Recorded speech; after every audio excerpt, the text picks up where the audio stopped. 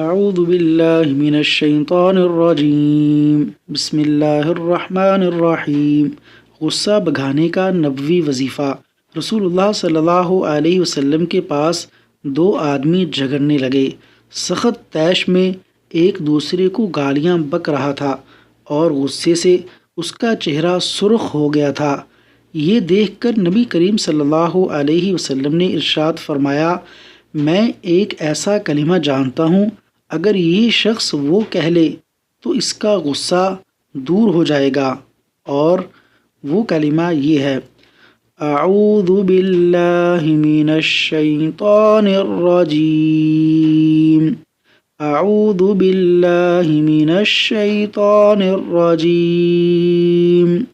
ترجمہ، میں شیطان مردود سے اللہ کی پناہ میں آتا ہوں۔ صحیح بخاری حدیث نمبر 6115۔ اللہ تبارک و تعالی ہمیں شیطان کے شر سے محفوظ فرمائے۔